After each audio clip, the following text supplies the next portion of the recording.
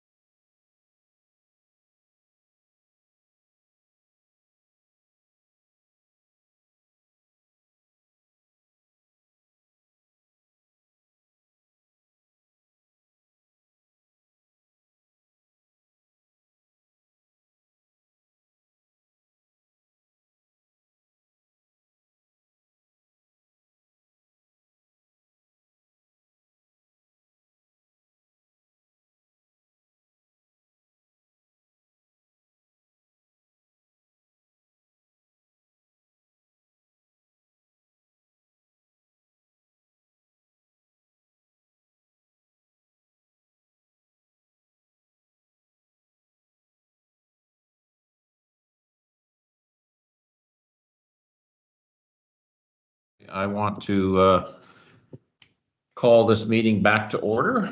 This is a Orangeville Town Council meeting for Monday, November the 8th, 2021. We did have a closed session of council earlier this evening, and this is going to be a continuation of that meeting. So we already took care of some of the housekeeping, approvals of agenda and what have you. So we're going to roll right into the singing of our national anthem now. Mr. Bonato. Oh, Canada, our home and native land, true patriot love in all of us command. With glowing hearts we see thee rise, the true north, strong and free. From far and wide, O Canada, we stand on guard for thee.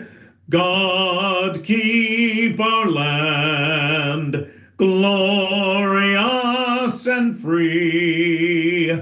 O Canada, we stand on guard for thee. O Canada, we stand on guard for thee. Thank you. It was David Nairn, the Artistic Director of Theatre Orangeville, coming to you from the Lakeview Drive Studios, I believe. Is that correct, Councillor Taylor? All right, we also have our land acknowledgement. We'd like to acknowledge the traditional territory of the Anishinaabe people, including the Ojibwe, Potawatomi, and the Odawa of the Three Fires Confederacy. This meeting is being aired on public television and or streamed live and may be taped for later public broadcast or webcast. Your name is part of the public record and will be included in the minutes of this meeting. Let me also read a notice. Due to efforts to contain the spread of COVID-19 and protect all individuals, the council chambers at Town Hall will not be open to the public to attend council meetings until further notice. Members of the public who have an interest in a matter listed on the agenda may, up until 10 a.m. on the day of the scheduled council meeting, email councilagenda@orangeville.ca indicating your request to speak to a matter listed on the agenda. A phone number and conference ID code will be provided to you so that you may join the virtual meeting and provide your comments to council. Members of the public wishing to raise a question during the public question period of the council meeting may, beginning at 8 p.m. on the evening of the council meeting, call 1-289-801-5774 and enter the conference ID 698-090-211 #. Correspondence and emails submitted will be considered as public information and entered into the public record. If you require access to information in an alternate format, please contact the Clerk's Division by phone at 519-941-0440 extension 2256 or via email at the Clerk's Department at orangeville.ca. As I said earlier, we had a closed session of council, and we are going to rise and report a recommendation that the the October 25th, 2021 closed council meetings be approved, and that a confidential verbal report from Ed Brennan, CAO, and John Hart, Town Solicitor, regarding Amerlink site alteration application in Amaranth, regarding litigation or potential litigation, including matters before administrative tribunals affecting the municipality or local board, and advice that is subject to solicitor-client privilege, including communications necessary for that purpose, be received, and that the Cache Developments Orangeville Inc. non-decision appeal, that is report INS-2021-061, and correspondent from R. Andrew Bigger, Town Solicitor, regarding litigation or potential litigation, including matters before administrative tribunals affecting the municipality or local board, advice that is subject to solicitor-client privilege, including communications necessary for that purpose, be received, and that staff proceed as directed. May I have a motion for that, please? Councillor Post, second by Councillor Andrews. All in favor? Yes. Very good. Okay. Let's also have a motion to adopt the minutes of the previous council meeting of October 25th. Can I have a motion, please? Counselor Taylor, seconded by Counselor Sherwood. All in favor? Very good. Moving to our presentations, petitions, and delegations. First up is item 11.1. This is from, is it Jean-Marie or Jean-Marie Palomino? And Ms. Palomino wishes to talk about land development. She sent a letter into council, which is part of our council agenda. Ms. Palomino. Hello, Mayor Brown and Council. Thank you for accepting my letter today. So my name is Jean Marie White, and I'm a resident of Orangeville. In the nearly 10 years I've lived here, there's been a dramatic change of the landscape. I've been discouraged to see multiple public notices for development near the intersection of County Road 16 and Highway 9. To see further deforestation and construction is upsetting. The dramatic urbanization of this once quaint town has potentially serious public health risks. While we remain focused on vaccinations and social distancing as a solution to COVID-19, we failed to heed the warnings of conservation scientists on habitat fragmentation and deforestation being a precursor for more frequent pandemics. For years, conservationists have been unable to captivate policymakers' attention regarding the protection of natural habitats and old forest growth. However, increasingly, the research is linking the destruction of natural habitats and deforestation as selecting for more adaptable species, which are more likely to transmit diseases to humans. COVID-19, avian influenza, Hendra virus, and Ebola are just a few examples of the many. Dr. Ostfeld and Al provide an excellent example, which hits closer to home in their decades-long research on emerging Lyme disease and ecological health. As a small animal veterinarian, I can assure you that locals are extremely concerned about the exponential growth of ticks they are finding on themselves and their pets recently. Whereas 10 or even 5 years ago, they hardly worried about them, the past 2 years, they have noticed that there are a lot of them. The lifestyle of the tick involves adults laying eggs which hatch into larvae. These larvae attach to a host, take on a blood meal, fall off, and molt into nymphs.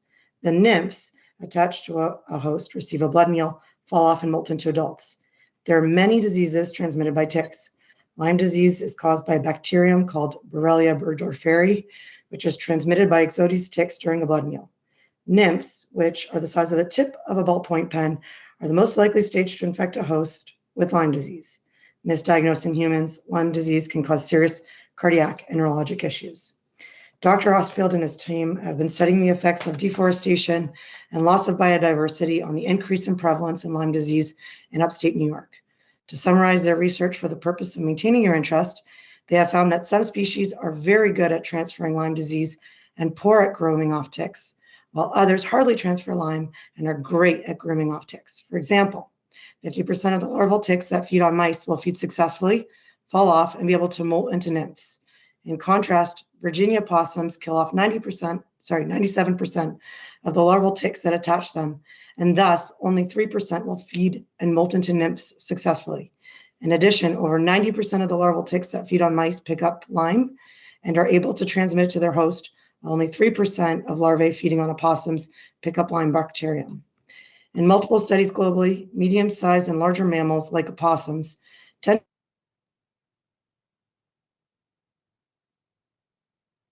due to the increasing resources and loss of predators. Mice carry a host of diseases which are zoonotic, which means contagious to humans. Hantavirus, which can cause severe pulmonary disease, is just one of the many examples. However, in the case of Lyme disease, simulation models have demonstrated that the impacts of encouraging biodiversity have vastly more far-reaching positive consequences on decreasing the risk of Lyme disease than by simple rodent culling techniques. We also know that forests and wetlands act as carbon sinks. We are extremely concerned about climate change. We must acknowledge the negative effects development can have on carbon release while we pat ourselves on the back for moving towards renewable energy sources. I thus urge you, as our leaders in this community, to really weigh the benefits of further development against the negative effects urbanization can have on our environmental and likely our health. As the United Nations is working to encourage governments to commit to preserving biodiversity, I hope we as a community can be a model for others. I thank you for your time. Thank you. Is it Dr. White or Dr. Palomino? How do you? You can call me Jimmy White, but yes, I'm a veterinarian and I go by Dr. White. All right, Dr. White. Well, thank you. You know, I'll just speak first, and there may be some other counselors that want to weigh in, but it's a very complex problem. We live in the, urban boundary of the town of Orangeville. Almost every piece of vacant land, other than the parkland that the town owns, is owned by developers. And, they do have property rights, and they will exercise them at some point in the life of that land.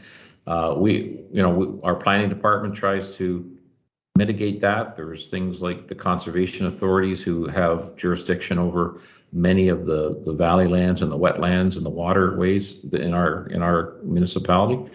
We're surrounded by greenbelt, which is a good thing. So we're prevented from growing to a certain extent. But the land inside Orangeville, it's hard to stop that from being developed. But we are doing, this council's talking about it every time something's brought in front of us. We do try to mitigate and push back against I guess the type of urban sprawl that we see in the rest of the GTA. We're fortunate here that our water and sewer capacity is limited. Some of these other municipalities like Newmarket and Milton and such they have unlimited supply of sewer and water capacity, and that has, caused this unlimited growth that we've seen in those municipalities. So Orangeville's growth has been tepid, compared to some of these other municipalities that are close to us. But, we appreciate what you're saying, but it's a very complex problem, and I think all of us on this council want to maintain our public spaces and our forests. But when they're inside the roughly 15 square kilometers of the town of Orangeville, it's going to be very difficult to stop development other than land that is environmentally sensitive or is in fact protected, which quite a bit of it is actually. But anyway, councillors, that's my 2 cents. Anybody else want to weigh in? Councillor Taylor, go ahead. Yes, thank you, Your Worship. I don't have much to add to your comments, but to Dr. White, I do want to thank you for you taking the time to articulate yours. And I think they're valid for sure. My concern is I live in this beautiful town for a reason, and that is I like the lifestyle it provides. I like the topography of the land that we have and just the general sightlines of the town as I drive around. And the worry is, as these developments come in, some of them, candidly in my mind, are too dense, don't look nice, that sort of thing. And I offer no criticism of the neighbors to our south, but we're not Mississauga, we're not Brampton. We're trying to offer a different experience here. And I can tell you, being in some of these meetings, it can be quite frustrating as you realize that you can't necessarily have the level of influence that you want to have. So things like Hanson, we'll see. We'll see what's going to happen there. We'll see what's going to happen with the development that you have there. The people behind Dinnick, we just had issues with that too, with some trees being removed and whatnot that we weren't anticipating. But I can tell you that you're staring at 6 people, and the 7th is off right now, and the deputy mayor. And I would agree with the mayor. We're aligned to pushing for what's best for the town of Orangeville, and you've got people fighting on your behalf to do it. It may look frustrating, but I can tell you in some of these private meetings, we're certainly pushing for what's better for the town. And your comments are spot on and are heard. And I think that's important. So thank you for coming, and thank you for articulating that. Very good. Councillors, anybody else wish to say anything? No? All right, Dr. White, thank you again.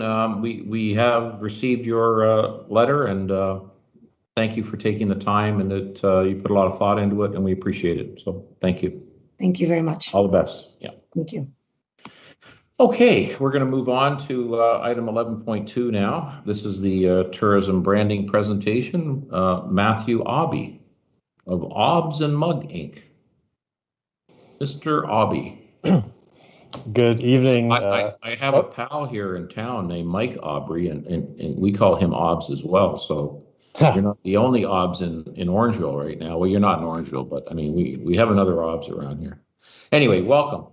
So we're looking Happy to forward be here. to receiving your presentation. Go ahead, sir. Terrific. So let me just make sure. Okay. I want to confirm. You can see my screen. Is that right? Yes, we can. Okay, terrific. Okay, I don't believe there is any introduction to me, so I'm excited to share the work that my team with Katrina and Ruth from the town have been working with us on. We're going to walk through the introduction of the new Town of Orangeville tourism brand, and I'll give you a little bit of a sort of a step-by-step of how we got there, show you what it is, and then introduce you to some of the feedback that we've heard in some focus groups that we've run. So just very, very briefly, a quick introduction onto who I am and who OBS and Mug is. So we are a brand-focused design agency. So we're not a digital studio. We are a more traditional, maybe old school brand-driven studio. So we focus on creating strategic brands and identities that really communicate the people, the values that they're meant to communicate. And so when we're talking about a tourism brand in particular, that's a really interesting challenge for us, because what we were trying to communicate is a number of things, right? It's a place, it's the people, it's the values of that place, it's the experiences of that place. So it's a fairly robust brand that's needed. And that's really where our focus and where our specialty lies.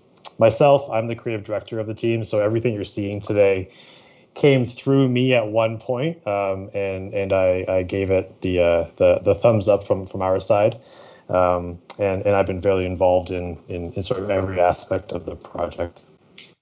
So before we show the actual brand, I just want to give a little bit of background on exactly what a tourism brand is, because the idea of a brand, I think, if we asked everybody on this call right now, everybody would have a slightly different answer to that probably.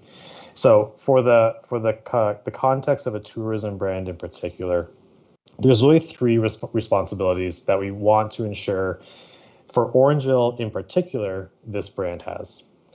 The first one is that we need to position the town as a destination. So at the end of the day, a tourism brand is to draw people to the town, and it's to keep people in the town for staycations or if they're coming from afar. To do that, we need to make this feel like a place that you want to arrive at. Whether that arrival is, in fact, just a stopping location en route somewhere else or is your final destination, it needs to feel like a significant point in your journeys. The second thing is that this brand itself needs to provide a platform to showcase tourism-related activities. What a brand cannot do is, on its own, highlight everything that a town has to offer. But it can create the foundation or the platform to put those activities on, right? So whether it's the arts, whether it's cuisine, whether it's culture, whether it's athletics, the brand needs to perform for all of those different types of activities without favoring one or the other too much. So it really needs to act as a platform. And then finally, and maybe the most important, it needs to reflect the genuine spirit and experience of the place. So Ontario is a very unique place for tourism because traveling around Ontario, there's a lot of similarities to find, a lot of very like-minded places that to somebody might feel very similar. So there's a very cohesive spirit to Ontario. But when you go into the smaller locations or the specific destinations, a brand's job is to pull out what makes that place unique.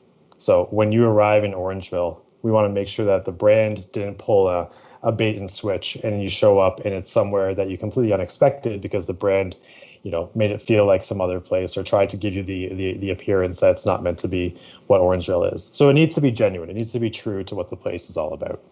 If we achieve these three things, then the brand is working hard as a tourism brand for Orangeville. One important note, because just to get rid of any confusion or any complexity with this, Orangeville has a corporate brand. It's what you see on the top of your website. It's on the top of your letterheads.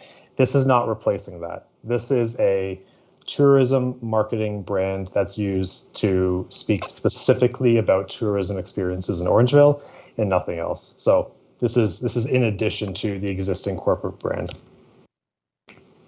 Okay, so with that in mind, how do we get to where we got to? The process is somewhat linear. One thing we like to say is that we're creative, not chaotic.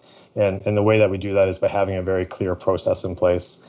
The first step is to do research. So really understanding what the place is all about. Who are the sort of competing locations that tourists may look to when they're considering where to travel.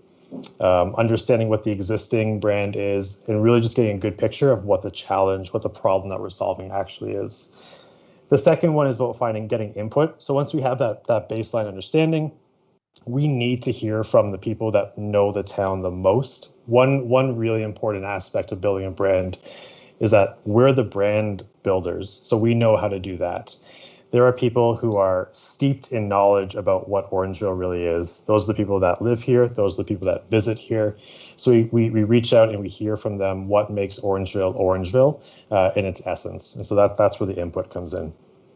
With that research, with that input, then we get to work exploring different ideas, different directions for where the brand might go visually, verbally, written. What are the components of the brand that need to exist in order to really make it feel robust and true to the place?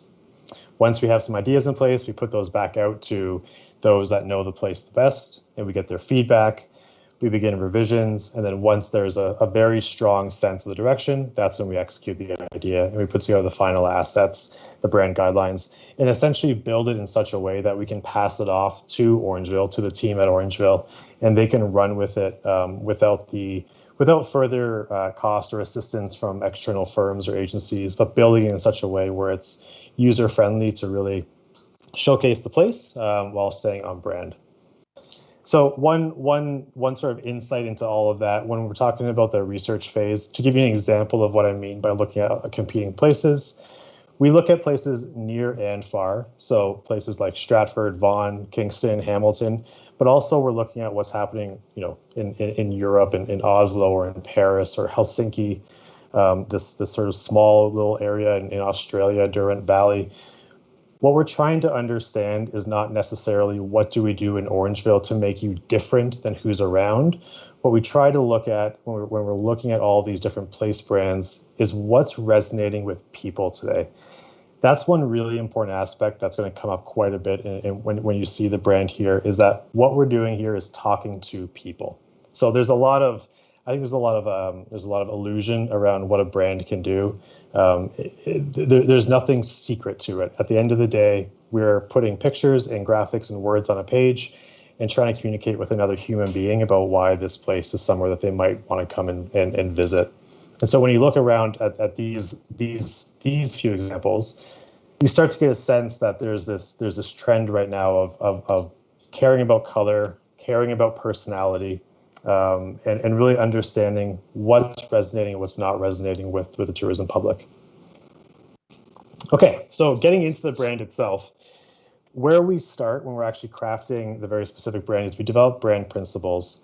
Brand principles are very specifically these statements, 1 or 2 sentences long, that capture the spirit of the place. So in this case, these capture the spirit of Orangeville and are really meant to provide guidance for all tourism brand related decisions. So this is everything from the work that we're going to show you today through to how the phone might get answered at the Visitor Information Center. These are really meant to be that illustration, that articulation of what and who Orangeville is. And if these brand principles are considered in every decision that's made that's related to the tourism brand or a tourism experience, there'll be a very cohesive experience across the tourism experience. So there's 3 of them. I'll read them to you. And again, these are really meant to capture just the pure essence and spirit of what the Orangeville tourism experience is all about. So the first one is titled Handcrafted Hospitality. So hand-carved tree sculptures adorn the streetscapes, while detailed millwork dresses the buildings.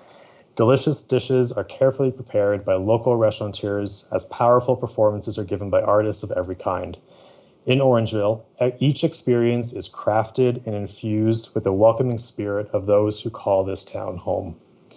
So the first one, Handcrafted Hospitality, is really capturing the idea that there is a real sort of intimacy and purposefulness within the Orangeville tourism experience. Everything from the restored facades on Broadway, through to the details that you find in the shops, the really carefully prepared interiors and how everything's presented. There's a true sense of humanity in the way that everything's presented in its hospitality. There's nothing really fake about the hospitality. It's all very true and very human. The second principle, textured experiences. So historic streetscapes, lush landscapes, and an entrepreneurial spirit combine to provide a dynamic and varied environment for guests of Orangeville. The collection of sights, sounds, and tastes intrigue the senses, provide texture, and ensure every experience, big or small, is one to remember. Essentially, the bottom line of this one is that while Orangeville is considered, and this is from the feedback of visitors, is considered a small town experience, it's still very textured and very dynamic and very diverse in those experiences. So there's a lot to do, and it's not a one-note town. There's a true sense of dynamism in the tourism experience. And then lastly, the third principle, grounded and unbounded. In Orangeville, a backdrop grounded in tradition provides a compelling foundation for modern activities. First-rate cuisine, engaging events, and contemporary artistic and cultural experiences are supported by delightful moments of heritage and storytelling. Orangeville is grounded and dedicated to preserving its welcoming environment and unbounded by the opportunities and experiences its people and places provide. So there's this very true feeling when you're in Orangeville that there is this dedication to the stewardship or the preservation of that very welcoming human feeling. But there's also just a sort of an innovative and forward-looking approach to all the different tourism activities and experiences that you can take on. So there's this really wonderful sort of dynamic quality of being grounded in something, but also unbounded in what's possible. Okay, so those principles really set the stage for everything that we did to come to what I'm about to show you. We went back to those to make sure that what we're creating is in line with that thinking and is reflective of those principles. And so the last slide before we show the brand itself, when we think about tourism brands, it's very easy to go to one place, and that is that very immediate, explore Orangeville, come see Orangeville, the sort of standard, somewhat safe, conservative approach to marketing a place. This brand is a little bit different.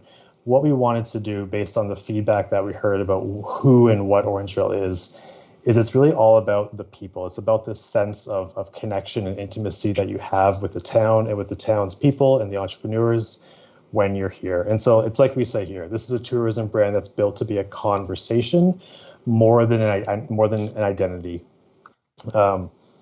It's a conversation between Orangeville's visitors and its shopkeepers, restaurateurs, artists, performers, volunteers, and community. The town's tourism experience is handcrafted by the people of Orangeville. This brand reflects your genuine intention to provide visitors with a distinctly Orangeville experience, human, friendly, sincere, and filled with heart. And so with that, I'm pleased to introduce Love Orangeville. So Love Orangeville is an interesting take on a call to action because it's actually not a call to action. We're not asking or demanding you to come and visit Orangeville. We're presenting Orangeville to you and all that it has from the people to its guests and signing it off with a simple message of love Orangeville. So when we think about the natural spaces, we think about the arts and culture, we think about the shops, the food, all the experiences, they're handcrafted, they're made by the people, by the hearts of Orangeville for its guests. So just to break down some of the elements of starting with what we're calling the word mark. The word love, it starts as the voice. So right away, this is actually a conversation with who you're speaking to. It's as if you've shown them something that's for them. And this is, again, that sign off or that connection to the viewer. The comma is what gives this sort of the unique magic that it has, because this isn't a love Orangeville. It's not, you're not asking people to love Orangeville. There's that slight pause in it that's showing that there is this patience, that there is this human quality to it. You have Orangeville, the destination, nice and clear, and you have the call to action, loveorangeville.ca. The brand sort of expands, of course, much more beyond the word mark. There's a full brand color palette that was developed. The palette itself is developed to be sort of, it mimics the place of Orangeville in the tones and the colors of what you'll see when you're here, with the infusion of a slightly more saturated orange. This is the one very strategic idea within the brand, in that because the word orange is in the name, we do want to create that sense of recall. So we need to make sure that when people hear Orangeville and they see the color orange, it sounds simple, it sounds basic, but it's a really powerful tool to make that immediate connection that we're talking about Orangeville when they see this palette. The typography, it uses a combination of very contemporary and bold type with some very charming and classic. The technical terms, that there's a very bold and contemporary sans serif, which is what you see here in the Welcome to Orangeville and the 7-meter tall Mantis Queen. And there's a more traditional, more charactered serif typeface that you see down here. And these play together to, again, create that sort of contrast between the very modern, relevant, contemporary qualities that Orangeville has, along with that more traditional backdrop that you feel and you experience when you're here. A small graphic detail that you're going to see in some of the applications here is we've pulled architectural details from the town and turned them into these graphic elements that can be used in different materials, whether it's ads or merchandise, or digital, social media, any sort of visual application that the brand can have. These little graphic details act as essentially decoration for the brand, but they're pulled directly from the place itself. And in this library of what we're calling ribbons, architectural ribbons, they're used to just add a little bit of the charm and the quality that you see in the buildings into the brands themselves. There's also a very robust new photography library now of local artwork, local businesses, local places, all shot very purposely from the point of view of the guest. So everything here, where when you look at other tourism brands, you might see these very staged, high production photographs that sort of make the place look impossible. The intention here was to bring it back to the visitor's level, shoot everything through their eyes, so it feels like you're in this real place that is just very genuine and just sort of filled with that heart. The really unique thing I'll say about this photo collection, and this is just a small sample. There's dozens, technically hundreds of images now. They're shot both for the COVID era and for post-COVID era. So we have a nice collection of images of people following health and safety protocol with masks and shields up in their businesses, as well as ones that can be used following the times that we're in now, where people are unmasked and it feels like ordinary times again. So there's a really robust sort of ability to use this gallery for the long term. For advertising applications, because the brand itself is meant to be a conversation, it opens up this opportunity for the language of the brand, the actual writing, to have personality. And so when we're talking about the arts, when we're talking about the place, there can be a little bit of humanity in how it's written, right? So for example, say hello to our 7-meter tall Mantis Queen. You know, more than just a pretty face. When we're talking about the art, we're talking about the art in a way where we're talking to another human. There's some cleverness to it, some quirkiness to it. But when you pair it and contrast it with the beauty that is the place, then the artwork, there's a real sort of charm to it. And then likewise, when we're just talking about a more general approach to the place, we can then leverage that idea of the love concept. And instead of signing off with Love Orangeville, we actually expand that and speak to what that means, right? Love our charming streetscapes, tasty treats, inspiring public art, and local shops. It all starts to create an atmosphere and a tone that is very inviting. World. This is just a mock-up. It's not out on Broadway just yet. But when we start to put this into the real world, it begins to meld very nicely with the landscape. It actually fits very nicely with the streetscapes and with the places of Orangeville. It fits in really nicely, but still stands out in a bold contemporary way.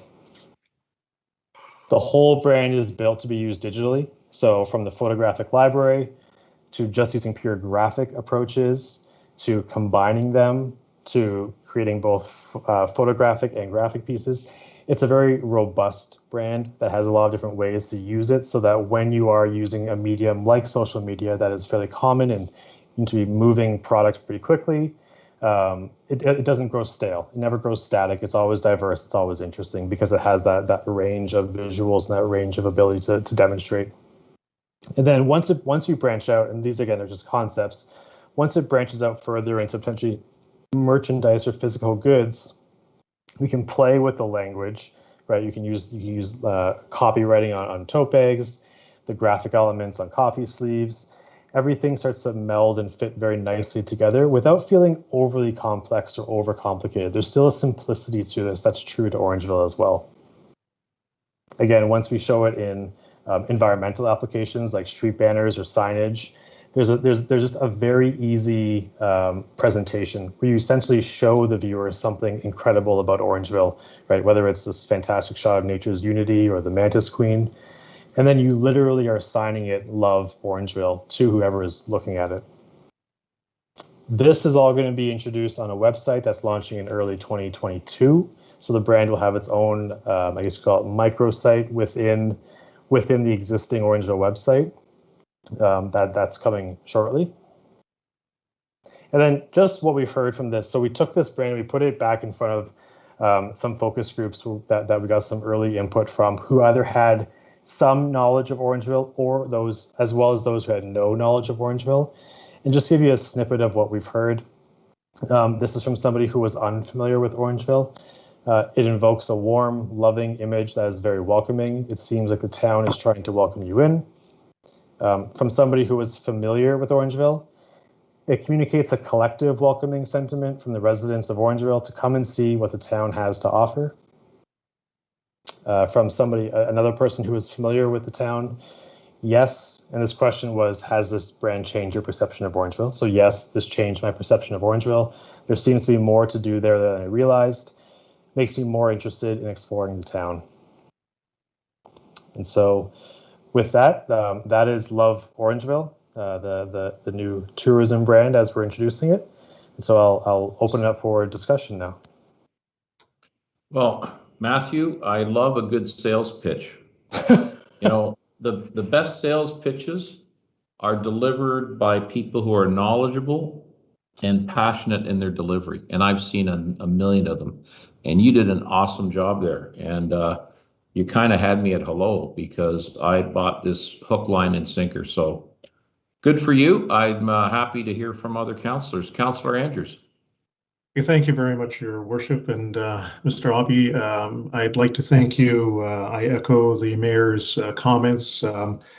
I find that the information that you provided is really top-notch. And having gone through a number of marketing rebranding processes in my other careers, I find that this really helps to provide clarity to not only members of council, but also to the community on really what is being proposed here. I also have to commend Ms. Lemaire as well as Ms. Phillips for spearheading this. A couple of my other fellow members of council have a responsibility within their portfolio for some of this in the connection of tourism and the BIA, and myself with the Business Economic Advisory Committee. I'm really impressed by the visuals. I'm impressed by the tagline. It reminds me of one that was hugely successful many decades ago, I Love New York, and not to say that this has been inspired in any way, shape, and form, but for those of you that may have jumped into some history there and in marketing, that is one of the go-to types of marketing campaigns that was hugely successful at its time. This, as we kind of take the veil off the pandemic, we're going to end up seeing an opportunity for many communities that are going through this same exercise. And I know that the Premier had just announced the staycation tax credit. It really applies more to staying at hotels, motels, and that, but it's still going to have a reciprocal effect. So being on the cutting edge is going to be really, really important. I was really pleased to see not only the visual, I really like the photography pieces that you have, and I think your comment is bang on with, looking at it through the lens of those that are going to be in our community. I notice that you do have somewhat of a marketing plan, or at least what I see is somewhat of a media plan. The question I have is, obviously it's still up for much discussion, and no doubt we're going to end up hearing maybe a little bit more in the coming months. But combining social but also traditional media, is that part of also the plan for execution to get the word out? I feel that, we have a society have really jumped towards utilizing social media, but we also cannot forget some of the traditional forms of media to also get that message out too as well. Yeah, it's a great question, and I'll let Katrina speak to that as well, because she has more visibility on the full sort of the long-term media plan for it. But one thing I'll add is that we have developed both physical print ad templates and assets, as well as digital assets. So you're absolutely right. It's a digital world today, but the reality is, especially in Ontario tourism, there's still a very, very heavy volume of traditional or tangible marketing, like advertising in brochures and things like that. So the brand is built for both of those. I can let Katrina speak to any specific details on what the rollout might look like. Katrina, can we? You're muted, Katrina. Yes, through your worship to Councillor Andrews, as Matt did say, we will be having print advertising as part of our rollout plan. In the Hills will be one that we focus on, for, at least initially. It is obviously well read within the community and something that we want to start to build the awareness within the community, and then other opportunities we'll look out. We'll look out in the future. The big thing about this is really starting to build the brand slowly. So Orangeville's not going anywhere. So we're going to take our time and make sure that we find the right opportunities and build them together in a collective approach to make sure that the brand is well positioned and well communicated going forward. I know that you and your team and Matt's team as well have worked tremendously hard on this, and I really, really like what I see. So congratulations on the presentation tonight, and hopefully we will embrace this wholeheartedly. I do have another question, but I see that other members of council have other questions, so we may have an opportunity to return to the question. Thanks, Councillor Andrews. Let's go with Councillor Taylor and then Councillor Post, and then back to you. Go ahead. Yes. Thank you, Your Worship. Mr. Aubie, I would agree. I thought that was it's a great presentation. I love the simplicity of it. It's easy to understand, and coupled with pictures, I think is just great. I guess a question and a comment, if I could. I'd be curious. It sounds like you're going to roll out a bunch of different pictures as we go through the campaign, which sounds great. I guess my one concern would be is you've pictured something in your demo that is, I think, confusing to some Orangeville residents, and I don't know. I just don't know if it's the praying mantis or whatever we've got up there at on the other end of town. I'm not sure that's something that I would consider putting our best foot forward. It's not clear what it is. I'm sorry to be negative, everyone. I always like to be positive in these things. I don't want to see that in the campaign. I don't think it's indicative of necessarily the town, but the markings and historic buildings and the parks, the restaurants, that's what Orangeville is to me. And again, I'm being incredibly offensive to the curator of that, but it's not something I want to see in the marketing campaign myself. So anyway, thank you very much for your presentation. Councillor Post. Thank you very much, Mr. Mayor. My comments are actually completely opposite of those of Councillor Taylor, because I thought that those photos were all fantastic. Having been a part of the stakeholder sessions, the comment that I wanted to make to my fellow councillors was that when the initial Love Orangeville was rolled out, everybody that was within my stakeholder session really, really loved it. And the one thing that was missing during my stakeholder session was that we didn't have Orangeville photos yet. During my stakeholder session, it was still just stock photos that were being used as a demo to introduce the brand. So now that I've seen it with all of the new photos complete, and Councillor Taylor, I love the mantis statue, because what it does speak to for us is our commitment to public art and to our local arts and culture community. So I love that one's a part of it, and that the rest of those photos really speak to who we are as Orangeville. So great job, Matt. Thank you so much for taking that development one step further from what my stakeholder session was, because it really brings that brand to life for me when I get to see the local photos involved with it, and some of our local business owners and restaurateurs and some of our local art pieces. So great job. Thank you so much. And I have no questions other than that. Thank you. Councillor Andrews, if you don't mind, I'm going to go to Councillor Sherwood and then back to you. Go ahead, Councillor Sherwood. Yes, Your Worship, through you to Matt and the tourism team. Thank you so much. That was fabulous. I loved it. No pun intended.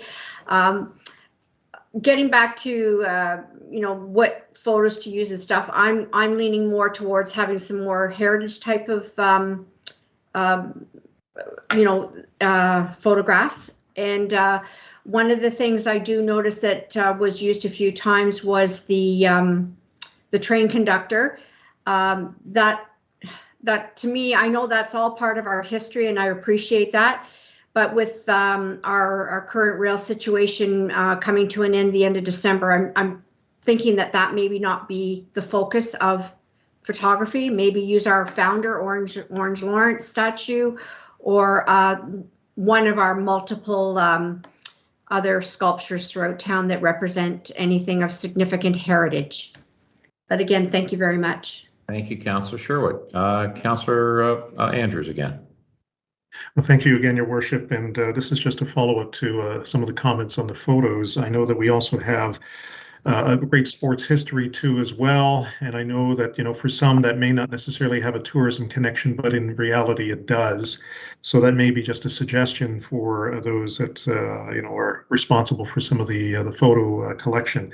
The question I have, and I noticed that in the report that we'll be obviously, looking at in 12.1, but there is the ask regarding the direction to the approval of the trademark of this. Ms. Lemire or Ms. Phillips, maybe you can share on what that cost might be for not only members of council, but for the general public that might be watching, just so that they have an understanding of what kind of dollars and cents we would be talking about for the official trademark of this Love Orangeville. Through you, Your Worship, to Councillor Andrews. The last time that we trademarked the town logo, and that was, I believe, in 2016, we discovered that it hadn't been done sooner. The cost was about $1,200. So it was a fairly nominal expense to trademark it. It only needs to be done once, and I anticipate covering those costs under the existing economic development operating budget. That's great. Thank you, Ms. Phillips. Thank you. Councillor Taylor, do you have your hand up again or not? No. Very good. Well, again, kudos. I think you folks nailed it. I think you did an excellent job. Councillor Andrews did bring up about, sports is important to Orangeville. It draws in a lot of people just from our surrounding Dufferin County and Northern Caledon. Of course, people that are part of the team sports come from other municipalities to Orangeville, so hopefully they will come back to visit and when their child isn't playing a hockey game or lacrosse game or a soccer game. But so I think you need to add in that sporting amenity component to this, which I heard Katrina said there's going to be a lot of thought going into rolling it out and when's the appropriate time to do those things. But yeah, I think you folks did a really an excellent job, and Councillor Sherwood did mention that the team at the town of Orangeville worked hard on this as well, and so thank you to everybody on town staff and to our consultant. I think you've done. Yeah, it's going to work out really well. I really think it's a good presentation and a great path to lead us. And I've said this before. We need to become a day trip destination for the GTA. That, I think, if we can achieve that through some of what you folks are working on, that's going to help our local businesses. Just going to bring more levity and life to our town, and I think we have that capability because we're really so close, right? So we should be able to accomplish that through this program and this campaign that will roll out over the next few years. So thank you. All right, any further comments, councillors, before we let Mr. Hobby go? Okay, very good. Thank you, sir. Thank you. We'll roll right into 12.1. Of course, this is the recommendation that this report, CMS 2021-024, dated November 8th, 2021, regarding the tourism brand project be received, and then the new tourism brand and associated guidelines developed for Orangeville by Obs and Mugg Inc. be adopted, and that staff be directed to trademark and utilize the new tourism brand to promote Orangeville as a tourism destination. So can we have a motion on that, folks? Councillor Andrews, seconded by Councillor Post. Any further comments, councillors? All in favor? Very good. Thank you again, Matthew. All the best. All right, moving on to 12.2. This is an amending agreement, 2022, CPS 2021-077, a recommendation that report CPS 2021-077 dated November 8th, 2021, the OMCC amending agreement be received, and that council pass a bylaw authorizing the mayor and clerk to sign an amending agreement with the Ministry of Transportation regarding the Ontario Municipal Commuter Cycling Program. Can we have a motion on that, please? Councillor Peters, seconded by Councillor Taylor. Any further comments, folks? No. All right. Ms. Syed, you weighed in there. Can you give us give the public maybe a little update on this program and how it's going to benefit us? Your Worship, this is a little outside of my expertise. I probably have to defer this to Mr. Osmond.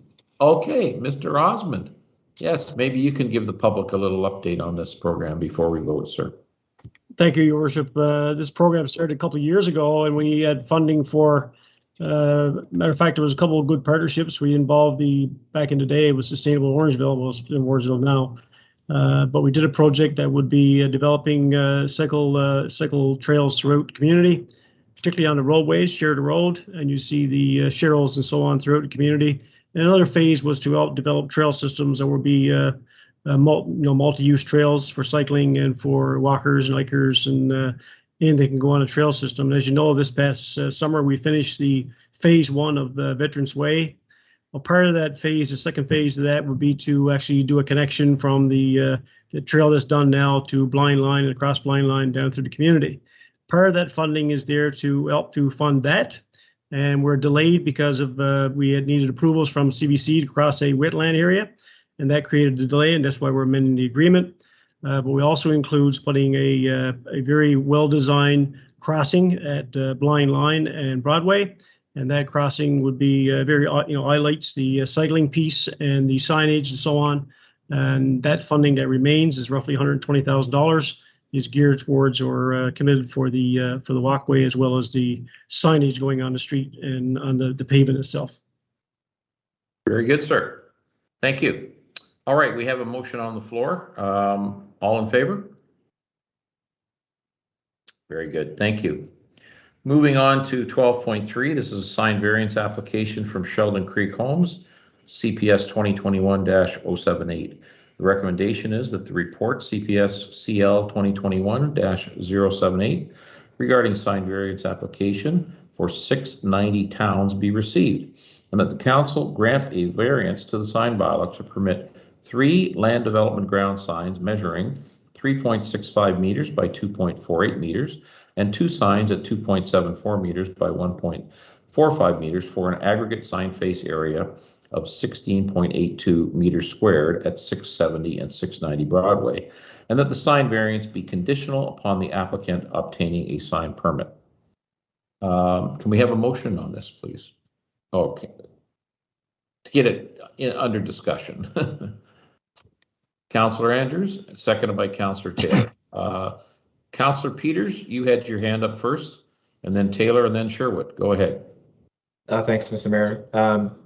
Just briefly, I guess I'd like to hear from staff about the differences here, because this is more than triple what the allowance would be.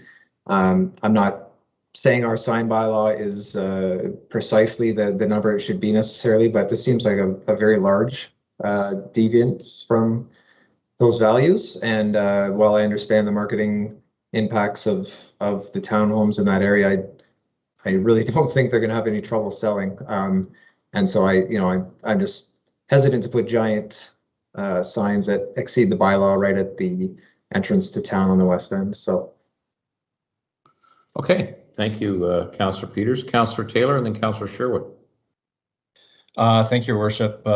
Councillor Peters and I would be aligned on this. I'm always struggling when the sign bylaw is asked to be contravened. Like, it makes me wonder why we bother having a sign bylaw if we continue to do these things. And when there's good reason, I think we should. And believe me, we want to be supportive of development in the town and work well with our business partners.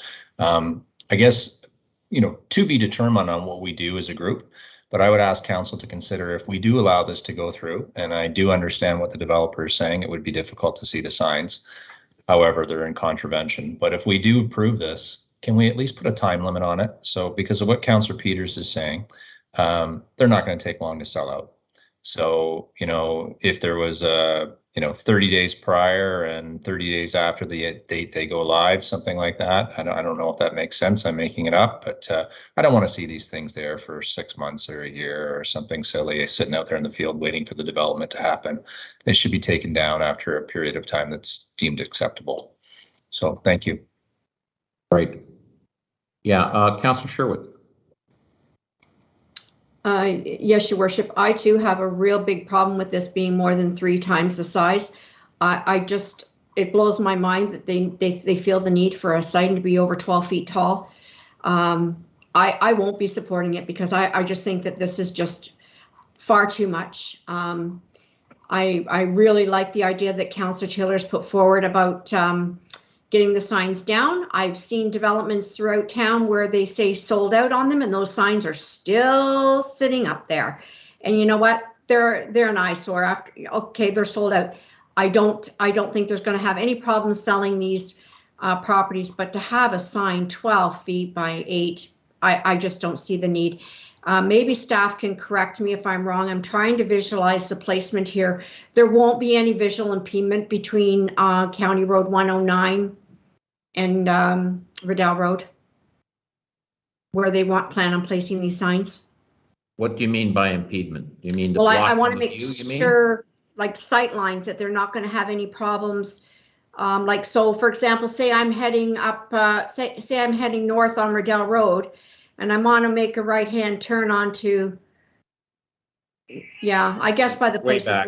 Yeah, it is. I'm sorry, I have a real hard time with the size of this. If they were to come down with something that says, okay, it's a little bit bigger than what our permitted allowance is, but not at 3 times. So thank you for that. Deputy Clerk, Ms. Khan, you had your hand up there. Would you like to comment on this? Thank you, Mr. Mayor. Yes, through you to the members of council, I just wanted to clarify that this is for 3 signs. It won't be for one large sign. What it is, what they are proposing is for a variance of 5.75 meters squared amongst the 3 signs. So we calculate the aggregate size for the 3 signs. We add them all together.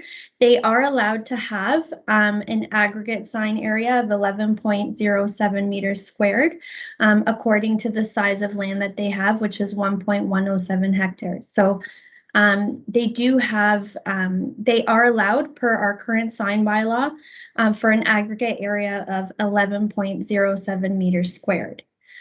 So really the sign variance, the variance amount is for 5.75 meters squared.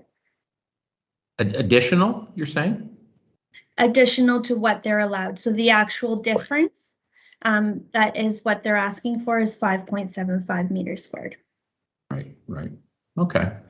Well, we're, I'm sorry, Mr. Mayor, if I could just add one more thing I neglected to mention as well in terms of the time period for allowing for the sign to be erected. According to our sign bylaw, they're allowed to have the signs erected up until 90 days post the completion of the project.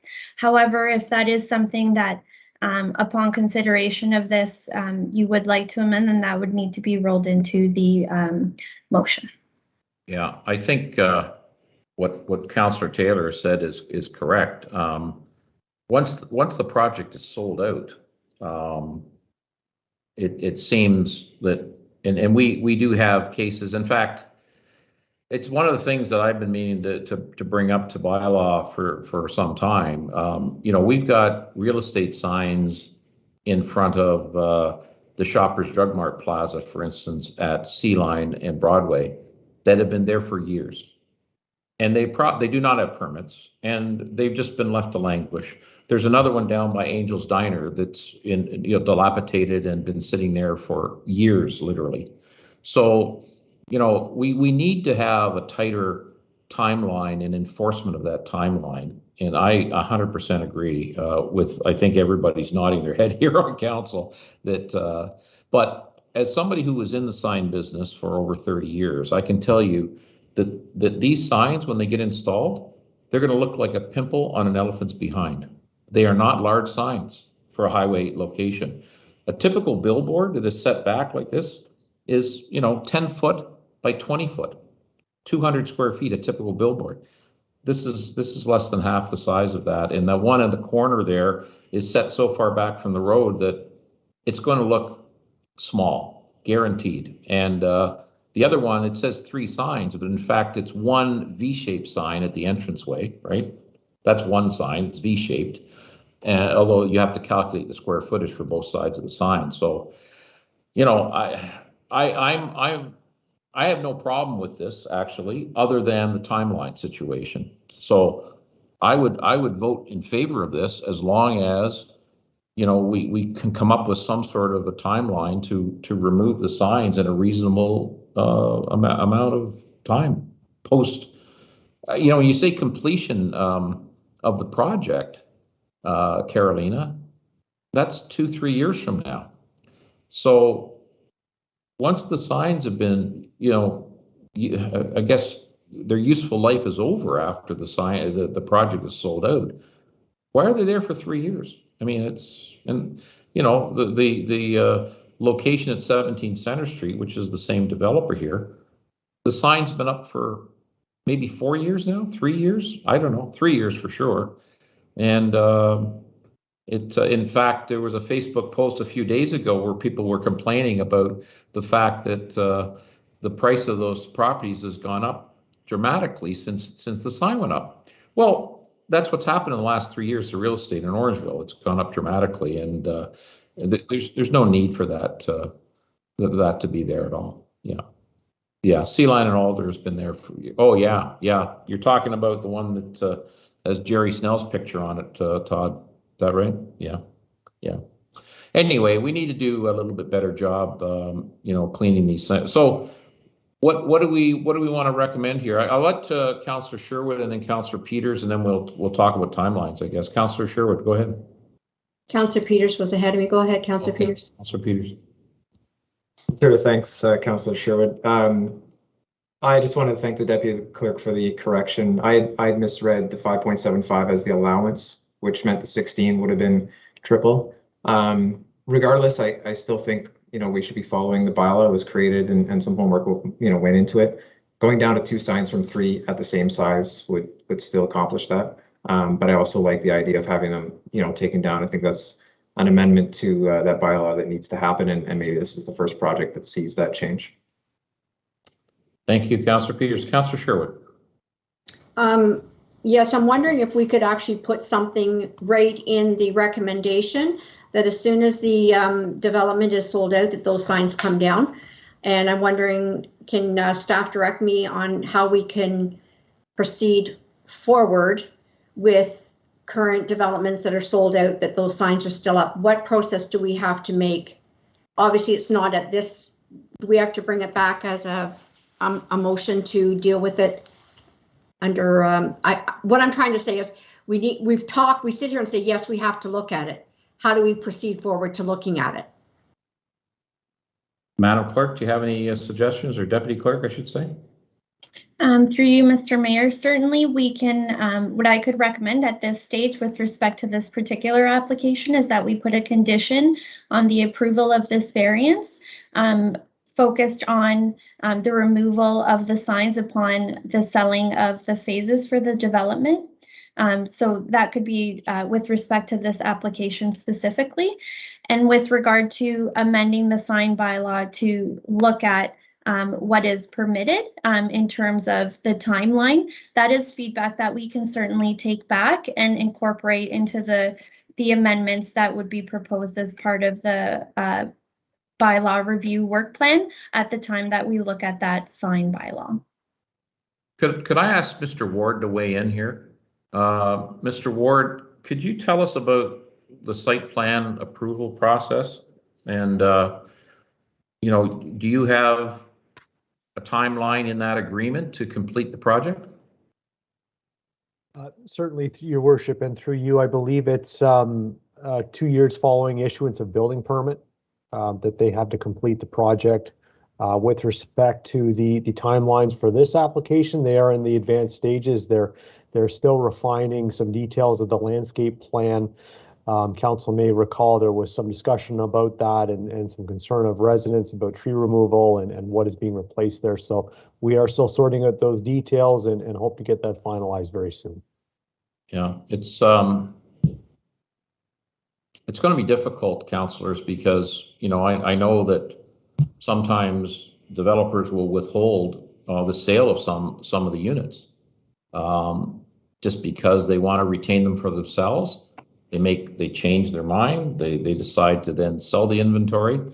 So the wording's going to have to be, you know, I think go through a legal review, because, you know, these people are business owners and they have the right to put a sign up. I mean, I think we have to be careful about how restrictive it is, but you know, we've seen them up for 2, 3, 4, 5 years. It's I don't know. We need to be better on that. Okay, I've lost who's up next here. Councillor Sherwood, who's up next? Is it Peters? Andrews. Okay, let's go. Peters. Oh, Andrews. Okay, Andrews, Peters, Sherwood. How's that? Go ahead. That's appreciated. Thank you very much, Your Worship. And I don't want to end up repeating what has already been said. I think that all points have been, you know, well documented and also echoed by members of council. And I do agree with what you have commented, Your Worship, regarding the timeline and also the legalities here regarding the development. I think that Ms. Khan had indicated something that I really kind of jumped on here, and it's really when we look at the sign bylaw from a work plan perspective. Do you have an idea when that may be coming forth to council? Will that be in this term or at a future date? If you could just give me one moment, Councillor Andrews, I will find that detail for you. If you wouldn't mind, I'll circle right back. Okay. Okay, thank you. Very good. Councillor Peters. Thanks, Ms. Mayor. I was just going to build on your comments and getting a developer to give up that information about when units are sold will be very difficult. And I'm wondering if by the time, if we talk about residential projects in particular, at the time of building permit, of obtaining building permit, you know, they've committed to building them. By that point, they've sold the units. It may just be a clean break at that point to say the building permit's been issued, and that could be the time the sign comes down. It's probably later than we'd like optimally, but it would at least tie it to a sufficient process. Right. Yeah, again, I think, yeah, go ahead, Ms. Khan. I see you have your hand up. Go ahead. Thank you. Did you have an answer there? Yes, through you to Councillor Andrews. According to the last update, we have it targeted for 2024. Okay. Thank you. All right. Well, I'm going to reiterate these signs, although they seem to be, you know, large. It depends on where the location is and from what distance you're seeing them from. And I can tell you, 12 foot high from the highway, it's not a big sign. It isn't. And when you see it installed, you go, oh, it's not a big sign. But anyway, you'll have to make that decision for yourself. Councillor Taylor. Yes, thank you, Your Worship. 2 things. One is I think it's important that we continue to be diligent. You know, the street directly behind this location that we're talking about is Paula Court. And Paula Court is still not signed off on, and it's been there for years. The people have lived there for years, and the developer is not signed off on and finished their issue. So it's just important that this council is diligent, and I know that's what we're doing. And the second piece to this is, I wonder if the easy thing on timing is simply to say it's 120 days. And it's 120 days from the days the sign goes up and then it comes down. And the reality is, if that sounds cold or difficult to work with, we have a housing crisis. We all know it's going to sell. You don't need it any longer than that at this point. If it was 1981, 1982, massive recession and high interest rates, you probably need your sign up for a lot longer. Not today. So I'd like to see us implement something. Right. Yeah. Mr. Ward, again, if you can coach us a little bit here on the process for finalizing the site plan and then issuance of building permits. Can you give us a timeline at all? Through your worship, again, it really depends on finalizing the site plan matter itself, i.e. with this stage, it's really the landscaping, execution of agreement, and then the applicant obviously needs to advance through the building permit submission process.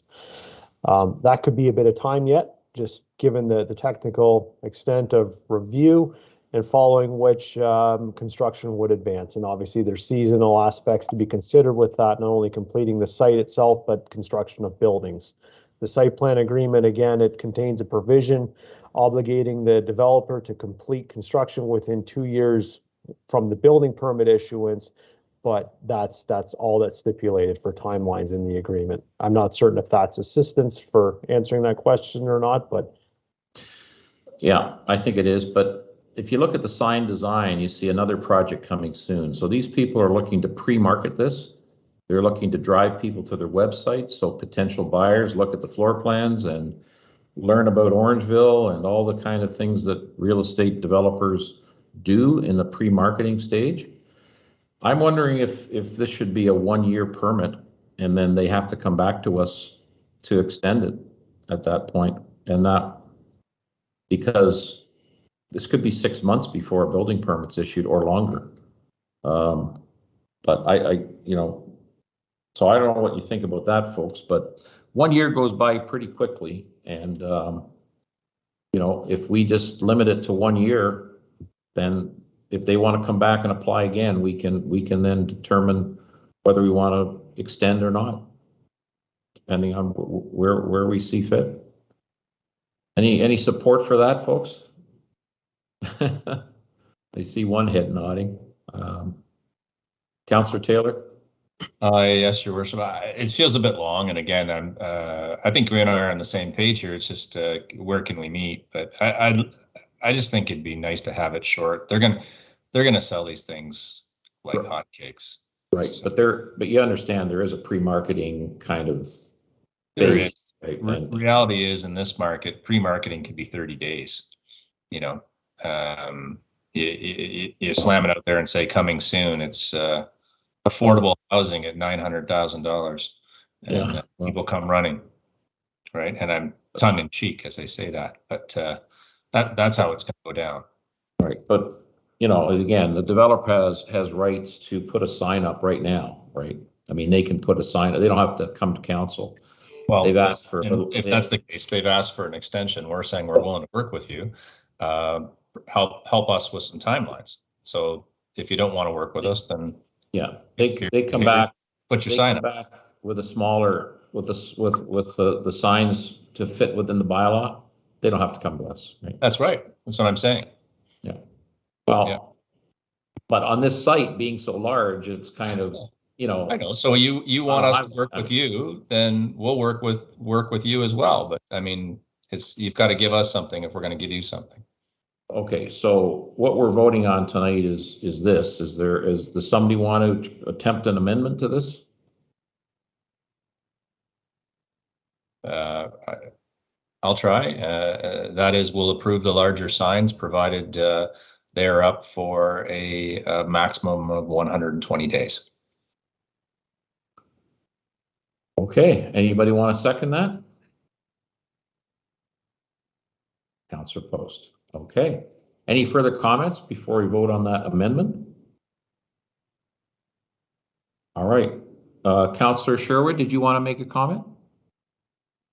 Yes, I just want to make it clear that I will not be supporting any type of motion on this. I think they need to comply with our sign bylaw. I think there was a long, tedious process that they went through previously to amend that sign bylaw. And you know what? Every time we turn around, a developer's going to come running to us and say, well, you gave it to that guy, you gave it to that guy. So I'm going to ask that they comply with the sign bylaw. They can throw out many signs up as they like. Right.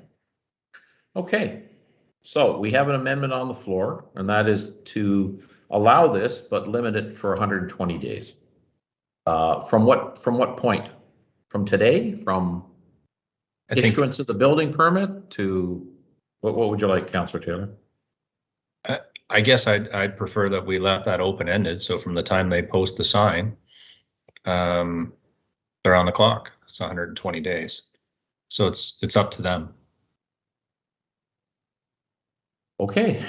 All right. Well, so we have an amendment on the floor. Councillor Taylor and Post. Those in favor of that amendment? Opposed? That motion fails. So we're back to, I guess, voting on this now. So can we have a motion on this? What the current Councillor Taylor? Mr. Mayor. Yeah. Mr. Go Mayor, ahead. I apologize. The motion was originally moved by Councillor Andrews, seconded by Councillor Taylor. Okay. The original motion. Okay, my apologies. Okay, so, all right. So if we go back here, this is the motion to allow the signs at this size with no restriction on the time, right? That's the other. Do we have a motion on that?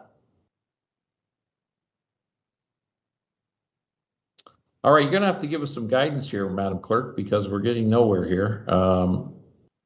We're just gonna have we're gonna refer this back to staff. So Council, yeah, go ahead, Madam Clerk. Mr. Mayor, there was the motion on the floor to approve as per the recommendation on the agenda. So if we could vote on that approval motion, yeah. Okay. All right. All those in favor? Sorry, could you reread the motion again, please, or let me find it? What are we voting on again? On allowing the sign variance application as it was presented to council on this, as it's stated in our agenda. So under the recommendation that's on the report. Okay. Correct. That was the motion that was passed earlier. All right. All those in favor of that? Opposed? All right. Okay, so now, Madam Clerk, I guess we're going to have to, this has failed. The applicant's going to have to come back with another application, right? And amend their application, correct? So in the absence of an approval, if members of council would consider just receiving this report. All right, can we have a motion to receive the report, please? Councillor Andrews, seconded by Councillor Post, all in favor? All right, thank you. Moving on to 12.4. This is a recommendation that report CPS 2021-080 council task be received. May we have a motion, please? Councillor Sherwood, seconded by Councillor Taylor. Any comments or questions on this at all? Yes, Councillor Taylor. Yes, thank you, Your Worship. I would just like to commend staff again on this. This is exactly what I was looking for. This is how my mind works, and I appreciate the ability to. I know scorecarding can be deemed as a funny response, but I just appreciate the idea of understanding the path we're on and what we're trying to get done. And I think it was really well done, and I can tell that it was meticulous work. So I'm grateful for the report. Kudos to staff. Thank you, Councillor Taylor. All right, all in favor?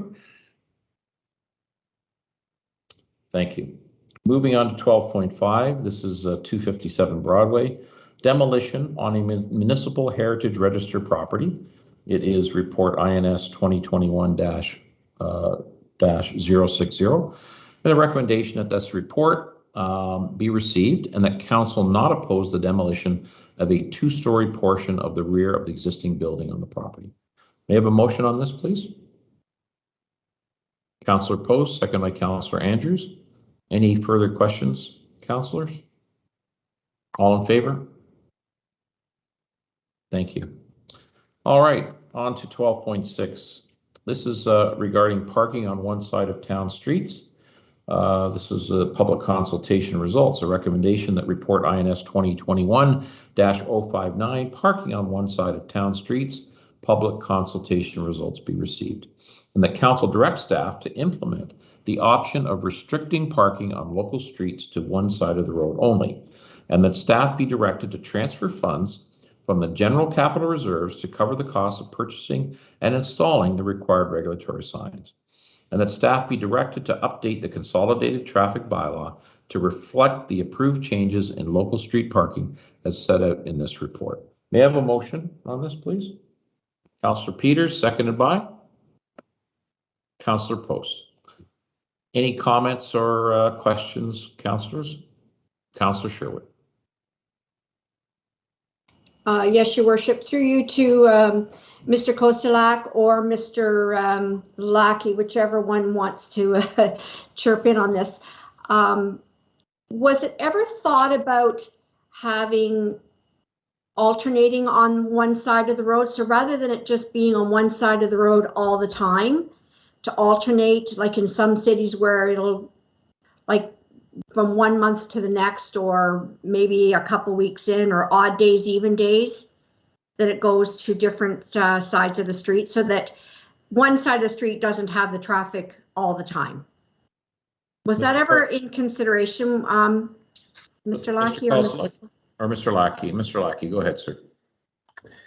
Through your worship to Councillor Sherwood, no, that was not considered. The policy that exists for new subdivisions is that parking is allowed on the side of the street where the sidewalks are for safety reasons, and the opposite side where fire hydrants exist is free and clear of cars for emergency services. So there is a distinction there, and no, we did not consider it. And just one follow-up question, Your Worship, then we can get on to it. I'm going to ask when we come to vote on this that we split out different parts of the recommendation, only because I'm in support of the restricting on one side of the road.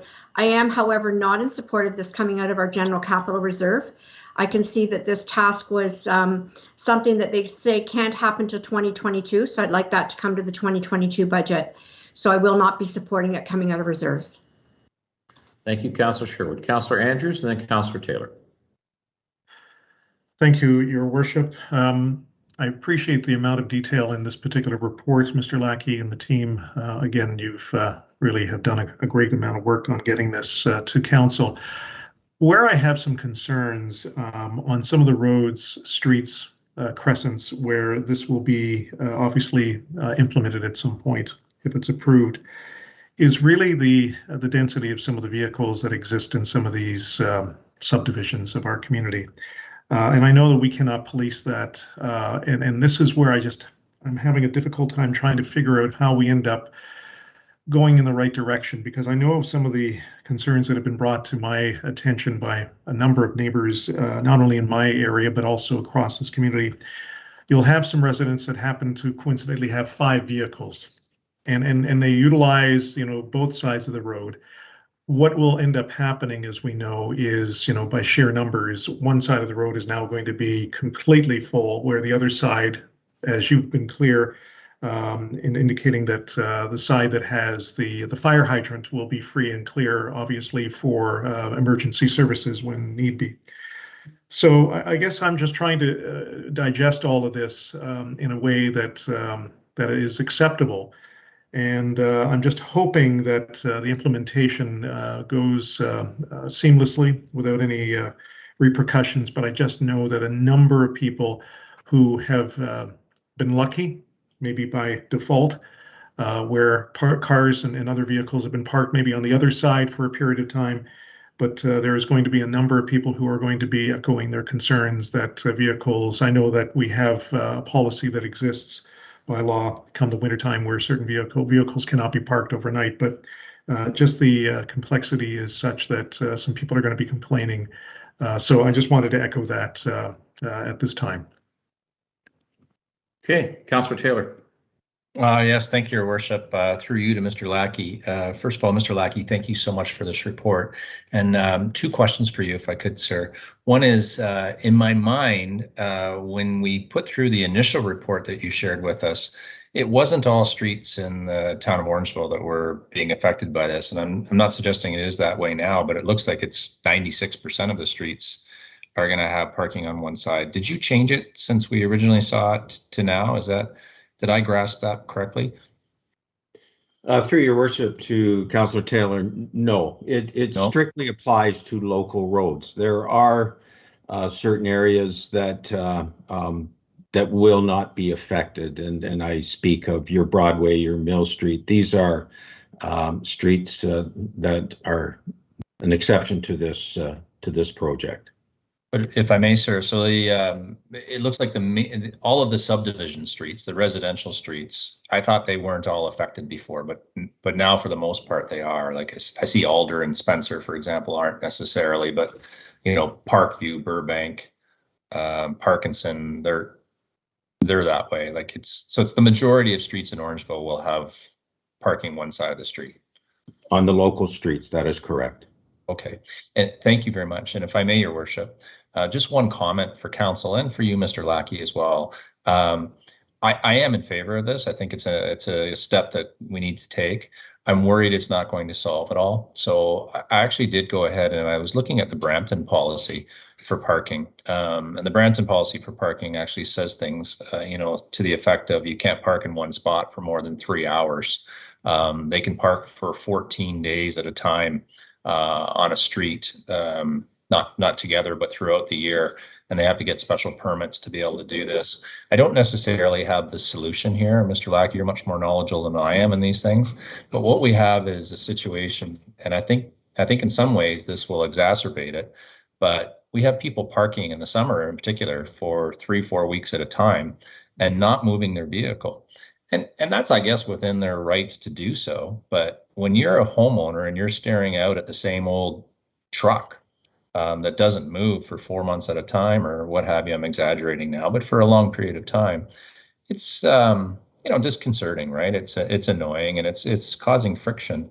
So I feel like we need this, and then there needs to be another step about how long people can park, because with one side of the street, although we'll be helping ourselves with the flow of traffic and emergency vehicles, I think we're going to have less available parking, which means those people will be, in front of their neighbors and causing conflict on a more consistent basis. So I'd just like to see us go one more step. And again, it's not my cup of tea to make the recommendation, but I do think Brampton's onto something. Do you have any suggestions, Mr. Lackey, on that time limit idea? To your worship and to council, what you speak of, I think, Councillor Taylor, is an enforcement issue, and certainly that is something that we can look at. And when we go through the public participation or public information to put this out there in the spring of 2022, we could look at this a little more closely and perhaps implement some of the ideas that you're suggesting. But it would be an a better enforcement issue. Well, if you can clarify that, Mr. Lackey, when you say enforcement, is there something within the bylaw currently that prevents people from parking for an extended period of time?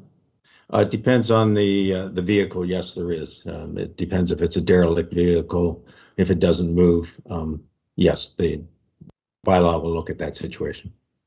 Okay. So that may be our solution then, Councillor Taylor, that somebody can make a complaint and bylaw can deal with it. If I may, they don't seem to now. And again, that would be one man's very light opinion, but I would call it, on a scale of 1 to 10 being a problem, it's an 8.5. And you know, perhaps we take it offline and it's for another day, but it's certainly an issue. I'm sure the 5 of you have heard similar things. It can't be just me that's getting these phone calls. So, Madam Deputy Clerk, can you give us some guidance here on this? What are your thoughts?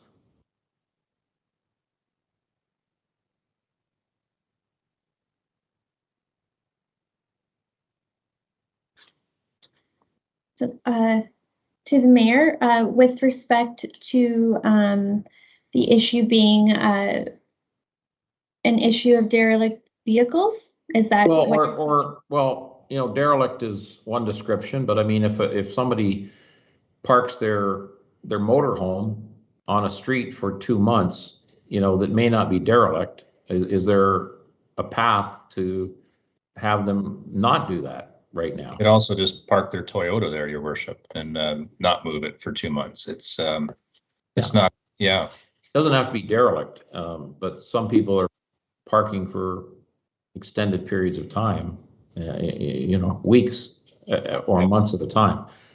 So do you know that, does our parking bylaw allow bylaw enforcement officers to act on that?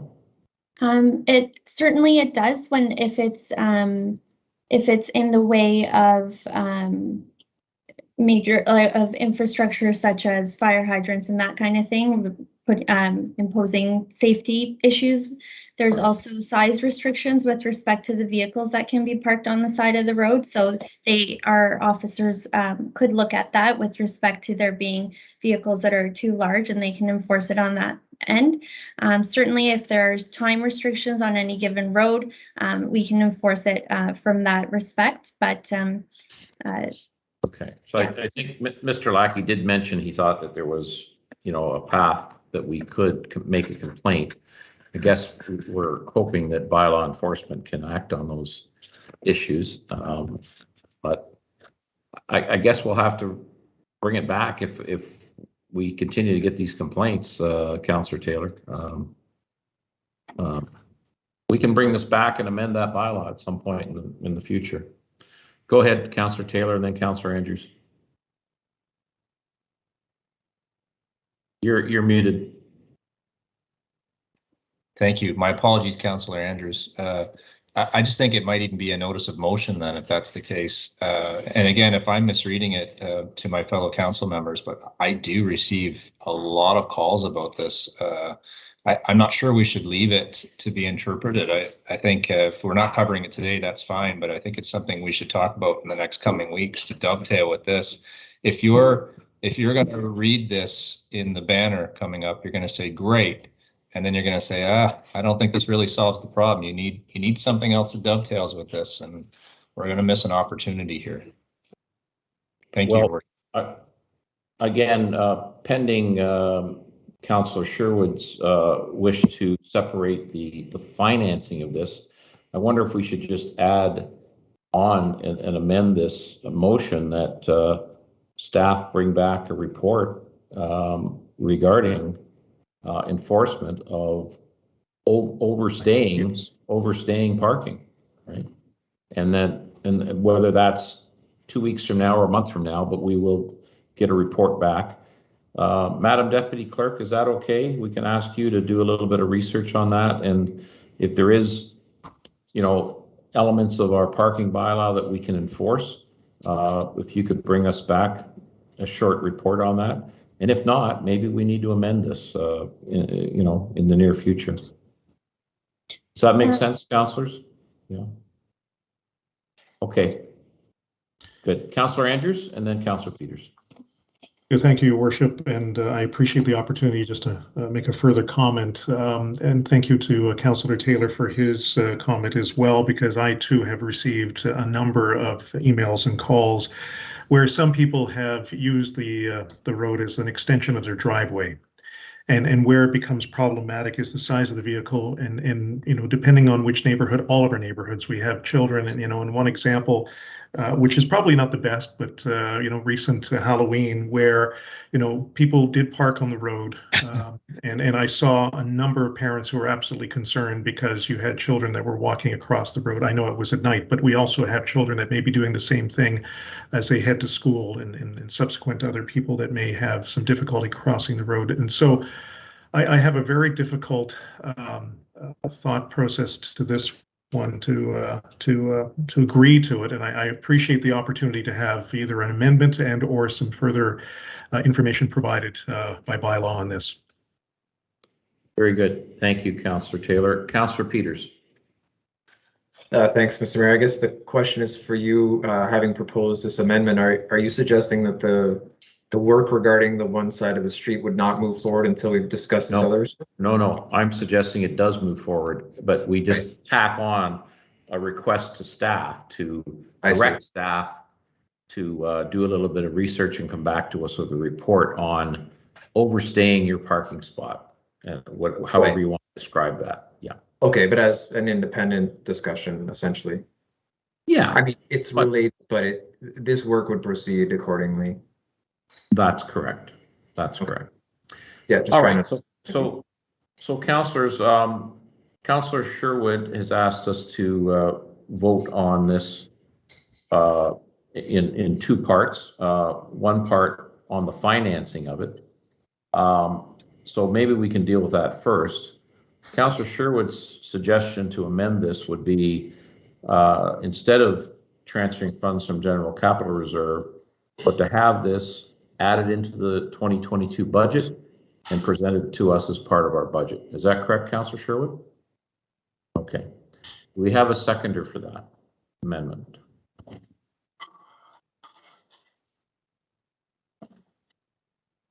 I'll second it. All right. So we have that amendment on the floor, and that would be to rather than and again, just to be completely transparent, this work will not be done until sometime in the spring of 2022, right? Starting at that time. Correct, Mr. Lackey? That's correct, Your Worship. So, yeah. All right. So the amendment was, Councillor Post, did you want to make a comment? Yeah, just before you vote on that amendment, could we perhaps hear from Ms. Syed about the reasonings for it being funded the way that it's been suggested in the recommendation, just before we vote on the amendment? Yes, Madam Treasurer. Through you, Mr. Mayor, Ms. Syed wasn't feeling well, is logged off for the evening. Okay, all right. Do you have any idea there, Ms. McKinney, about why the funding was, or Mr. Lackey, can you answer that? Yeah, Mr. Lackey, go ahead. Your Worship, yes. The report originally came in March, and there was the thought that this work would be carried out in 2021, and then there was no allowance in the approved budget for 2021 for this work. As such, it was to be drawn from the general capital reserve. It took us longer to do the public survey. The report is in front of you now. And as we've said, the work would be carried out in 2022. So it could be an item in the 2022 budget for your deliberation. Right. I don't remember. Did you have a number put on this, Mr. Lackey? Do you have a rough cost estimate on this? I don't remember seeing any. Yes, Your Worship, through to all council, it was $84,000. 84,000. Very good. All right, Councillor Peters. You have your hand up? Yes, sorry. Thank you, Mr. Mayor. I'm just confused about the amendment. We're not amending it if we're changing the structure of the vote, are we not? So we're removing a portion of the motion? Is that what you're advocating for? We're separating this report into the financing discussion. Right. And then the approval of actually agreeing to direct staff to do the work. Okay, but we had the full motion on the floor already, I believe, right? So should we just carry through with that and see if it passes, or should we retract that? Maybe the deputy clerk. Well, I believe, Madam Clerk, you'll have to direct me on this, but since there was a request to separate the vote, and that was made, I think, before the motion, Councillor Sherwood, do you recall? Was it you? I believe Councillor Post and I had the motion and second prior to the whole discussion. I just want to make sure we all understand what's going on. That's all. Right. So, Madam Clerk, maybe you can clarify the voting procedure here for us. We do have a motion on the floor on the entire motion.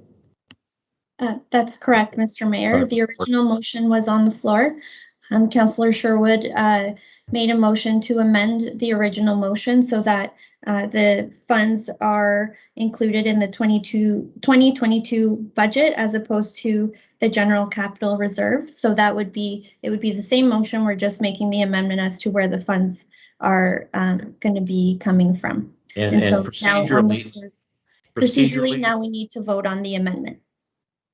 First. Yes. Correct. Okay. All right.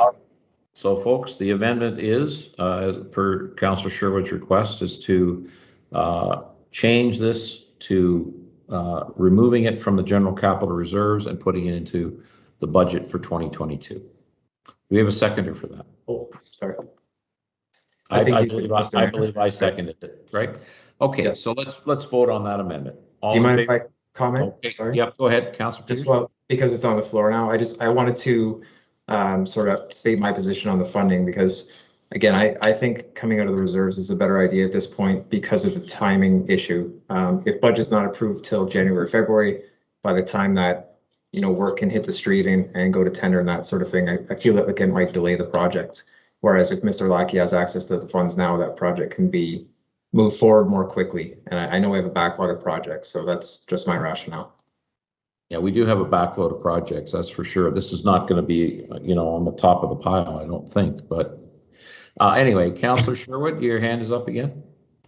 And my only comment in support of it not coming out of reserves is this isn't the type of stuff that reserves are used to be used for. Right. Very good. Okay, folks, so we're voting on the amendment. A final call. All in favor of the amendment to remove this from general reserves and put it into the 2022 budget? We have 3 for and against. Okay, Councillor Sherwood, that fails, unfortunately. Okay, so here we are. We're back to this now. Now there was an amendment to add a direction to staff to do some work on our existing bylaws and what we can do regarding overstaying of vehicles and to report back to us. So I would like to make that motion. Can we have a seconder on that, please, on the amendment? Councillor Taylor, any further comments or clarification required? Councillor Taylor, did you want to make a comment? Did you ask for a timeline on that, and would we know when? And it's just important that we have something before spring, I think, just to dovetail with it. That's all my ask is. So, Madam Deputy Clerk, could you get back to us before the end of 2021 on this? Just a report on what you can do currently to enforce overstaying of vehicles. I would say over a week, maybe. Is that a time that? So, Mr. Mayor, the report would need to be informed through infrastructure services, as they are the keeper of the rules, so to speak. We enforce them; they're the keepers of the rules. So, we can certainly work together to come up with a report and some recommendations. And I'll take as part of the recommendation that before the spring of 2022, is that, if that's the desire of council. I think so. That would be fine. All right, great. Okay, folks. So let's vote on that then. All in favor? We're voting on the amendment. No, the amendment was defeated. The amendment was defeated. You just put out an amendment. Yes, I guess. Yes, we have to vote on my amendment to, and Councillor Taylor had seconded it to add that onto this as a direction to staff. That's correct. So we're voting on this amendment. Yes. Okay, all in favor? Any opposed? No. All right. Your worship. Okay. Yes, go ahead, Councillor Taylor. If I may, we all seem to be a little bit lost. Would it make sense to take a 5-minute break and just recoup and come back? Well, can we just finish this one and then do that? We could, for sure. Yeah. All right. Feels like we're slogging. For sure we are. So this is now to vote on this overall recommendation that we move forward and that this the one-sided parking bylaw be implemented and it be funded from the general capital reserves. Councillor Post, making the motion? No, that's already on the floor. My only comment is that I am happy if Councillor Peters is amenable to it too, to split that into two motions, as per what Councillor Sherwood's request was. Okay. Councillor Sherwood wanted to vote on the funding separate from. Well, we already did. That was defeated. No, we voted on her amendment to it. We didn't vote on the original, separated into two pieces. So at this point, we do have the opportunity to split this motion into two, which I'm happy to do as either the mover or the seconder. I can't remember what I was at this point. Just so that Councillor Sherwood has the opportunity to vote in favor of the one-sided parking and still vote opposed to the method of funding. Okay. Councillor Sherwood, good? Deputy Clerk, can you weigh in here, please? Mr. Mayor, if I could just intervene just to provide some clarity with respect to the two motions that I guess I'm hearing council is wanting. So the first motion, I'll just read it out loud and omit the funding portion. So the first motion that is already on the floor will be that report INS 2021-059, parking on one side on town streets, public consultation results be received, and that council directs staff to implement the option of restricting parking on local streets to one side of the road only, and that staff be directed to update the consolidated traffic bylaw to reflect the approved changes in local street parking as set out in this report, and that staff report back regarding the overstaying of vehicles on town roads and bylaw enforcement implications. That report will be completed by Infrastructure Services with the assistance of bylaw enforcement for information. That will be the first motion, following by a separated vote on the piece of that staff be directed to transfer funds from the general capital reserve to cover the cost of purchasing and installing the required regulatory signs. So if we could just do the first one, lengthier one, without the funding component. And I believe you could just add on to that, and that report by staff will come back by spring of 2022 to council, right? Yes, absolutely. Thank you. All right, let's vote on that. We had the motion on the floor. We're going to separate it. So the larger motion will be voted on now. All in favor? Okay, that passes unanimously. Now we have the second motion, that is regarding funding of this. The funding will be from general reserves. All in favor? Opposed? Councillor Sherwood is opposed. Okay, we got through that. Now, Councillor Taylor, do you want to have a break now? I'm fine to keep going. It just honestly, it doesn't feel like it's our finest hour. So sometimes when it's not our finest hour, a break is a good thing, and that's my only suggestion. All right, I agree. Okay, so let's have a 7-minute break here. We'll be back at 8:55. If that's okay with everybody. In that moment. Thank you.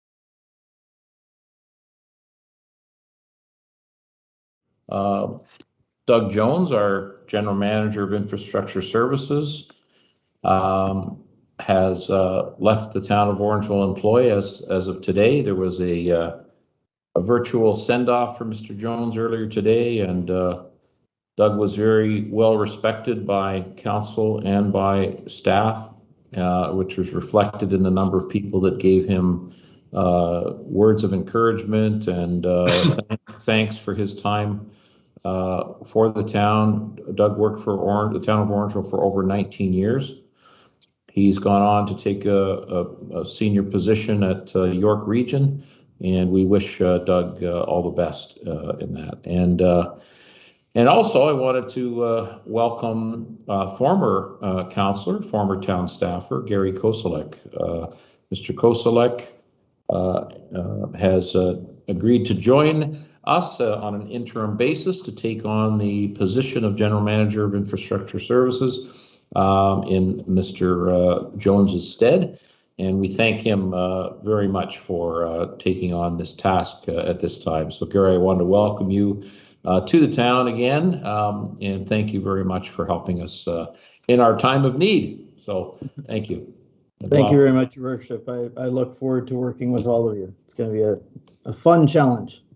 Yeah, we've got a lot going on, as you know, Gary. You've been brought up to speed, and we're excited by all the things that are coming to Orangeville.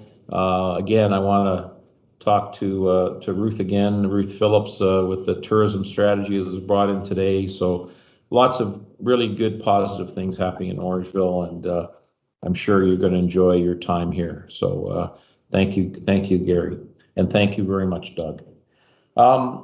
Leading into the correspondence, the first item in the correspondence is a proclamation regarding November as Women Abuse Prevention Month, and you'll note. Well, I'll let Councillor Post speak to this. Councillor Post, over to you. Thank you very much, Your Worship. November is Women Abuse Prevention Month, and you will see that the entirety of our council are wearing purple scarves and ties to stand in solidarity with our friends at Family Transition Place, who work hard every day to ensure that women and children who are fleeing domestic violence can access a safe and secure place to stay, as well as the much needed resources that extend beyond emergency shelter. So why is this such an important month to acknowledge? Well, because gender-based violence affects all of us. It's not a women's issue, it's a human issue. Through COVID-19, statistics have shown an increase in the number of domestic violence cases and calls. As lockdowns began and persisted through each wave of the pandemic, women and children who were already living in unsafe or precarious circumstances were left even more vulnerable as they became locked down with their abusers and with less access to safe havens and resources such as work or school, and with their access to family and friends suddenly cut off. So tonight I did bring some startling statistics to share. Every 6 days, a woman in Canada is killed by her intimate partner. And Indigenous women are affected at a rate of almost 7 times that of non-Indigenous women. 30% of all women aged 15 or older report experiencing sexual assault at least once. 67% of people in Canada know a woman who has experienced physical or sexual abuse, and every single night, over 6,000 women and children in Canada sleep in shelters because they aren't safe at home. Our community, though, is very fortunate to have a resource like Family Transition Place, and they need our help this year more than ever. Through COVID-19, they not only saw an increase in the need, they had less opportunity to do their annual fundraising events. So how can our community help? You can help by making a direct donation on their website, familytransitionplace.ca, or you could support the Wrapped in Courage campaign like all of us at council did with the purchase of a scarf or a tie or even a pet bandana. And this year, they also have brought back their Hope Project, this time in a virtual way, and there are tickets available on their website as well. And that event is happening on November 25th. So there is still time for you to purchase a ticket or by sponsoring the event. So just in final words, Mr. Mayor, in the words of Family Transition Place, it takes the strength of an entire community to end violence against women. So thank you very much for allowing me to speak tonight. Thank you, Councillor Post. We're all very supportive of the good work that Family Transition Place has done for decades now in our town. They do incredible work in that area. So thank you, Councillor Post. So we have a number of pieces of correspondence. Item 13 is a recommendation that the correspondence listed below be received. And that is the proclamation request for Women's Abuse Month. Correspondence from Township of Melanchthon regarding additional COVID-19 financial relief funding. A couple of notices from the town of Amaranth regarding decisions. An item from the town of Mono regarding some planning applications, and another note from Mono regarding vaccination passport enforcement. Could we have a motion to receive those items, please? Councillor Taylor, second by Councillor Andrews. Any further comments? All in favor? Thank you. We also have item 14, a recommendation of the minutes of the fall. Sorry? Mr. Mayor, I'm sorry to interrupt, Mr. Mayor. I just wanted to clarify just before you move on with the agenda, if I could clarify a couple of points of opposition under item 12. Yes, the 12.3. Yes. So we want to clarify that that the item 12.3 was turned down unanimously in a 6-0 vote. Is there another matter that you wish to clarify? Thank you, Mr. Mayor. There's also under 12.2, the amending motion, the motion to amend the original motion by Councillor Sherwood for changing the funding source to include in the 2022 budget. That was opposed by Councillor Peters, Councillor Taylor, and Councillor Post. I'm sorry, which item was that? 12.6 or 12.2? That was under 12.6, Mr. Mayor, and that was just the separated motion. From 12.6? Yeah, the piece about the funding. Right. I'm sorry, you were breaking up there from my end. What did you say there regarding that? Again? Sorry about that, Mr. Mayor. Can you hear me? Yes, I can now. Thank you. Yeah, okay. Sorry about that. So the 12.6 you were concerned about, or? Yes, the other point of clarification is item 12.6. The motion to amend the original motion that was talking about the financing, changing it to the 2022 budget. That was opposed by Councillor Peters, Councillor Taylor, and Councillor Post. And I just wanted to make that clarification just for the sake of the minutes. Right. Thank you. Okay, we can move on now. Thank you. Excuse me. So item 14 again is minutes of the following meetings to be received. September 21st, Orangeville Police Service Board minutes. September 16th, Orangeville BIA minutes, and September 21st, Orangeville BIA minutes. We have a motion to receive those, please. Councillor Taylor, seconded by Councillor Post. All in favor? Oh, I'm sorry. Councillor Sherwood, I'm sorry. My apologies. Yes, I have a question to Councillor Taylor, who is actually Chair Taylor of the Police Services Board. Phenomenal to see September minutes there. Way to go. Good job. But I just wanted, in the minutes, it's still talked about the black cats being installed. And can I get an update, please, on that? Because I believe the last time I asked you about it, there was some delivery delays or something. And I really still get calls from people concerned about speeding, specifically on College Avenue is where I seem to get a lot of calls. And I keep assuring them that these black cats are going to be out to try and help collect this data, but I don't like giving information that I don't know yet. So as of the last Police Services Board meeting, Inspector Ward had informed us that they still had not received them. So that meeting is 2 weeks old now. I haven't spoken with Inspector Ward since that date, but it's imminent. I guess it's supply chain issues seems to be what the new thing is. They were expecting them considerably earlier than where we're sitting now. And I think there's lots of frustration going around, but it's not something that the OPP detachment can do anything about, and it's not anything the Police Services Board can do anything about. And I don't think it's anything the town can do about it. We're in a position we need to wait, and very frustrating for sure. Would you mind Councillor Taylor, updating council when you know those are up and running? Of course. Thank you very much. Okay, we were just about to vote on receiving these various minutes. All in favor? Thank you. All right, moving on to notices of motion prior to meeting. Councillor Post, did you want to speak to your motion?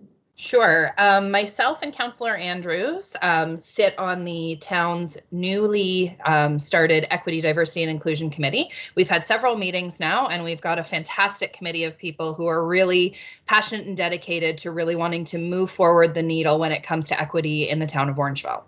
So as part of some of the discussions that we've had as a committee, we've made the decision as a committee to take on a strategy similar to what we've seen in other municipalities, which is to do a diversity and inclusion strategy for the town of Orangeville that's specific to the needs of the town of Orangeville. So one of the things we talked about in having this EDI committee was we could always have a committee that was just a token committee to say that we have one, but we didn't want to do that. So we took the approach that we did because we really want to be moving the needle for Orangeville that's very targeted and specific to Orangeville. So we would like to have the opportunity to put together a diversity and inclusion strategy that's very specific to our town of Orangeville. We've looked at other municipalities who have done similar types of things, working with consultants and working with groups to be able to move these forward and to really start that conversation with community partners, with stakeholders, and really build something that is meaningful for our community. So the ask in the notice of motion is pretty straightforward. It's just that $10,000 be included as part of a budget for the Equity, Diversity and Inclusion committee so that we can move forward with that strategy. As of right now, we don't have a budget because we were new this year. We didn't need a budget for this year, but we need a motion to move that forward so that we can have a budget in 2022. Very good. Councillor Sherwood, you had a question? Yes, I will happily support this, Councillor Post and Andrews. I'm going to try and fine tune the financing request here. I know it all comes out of the same pot, but I'm just trying to get, you mentioned that you do not have a budget.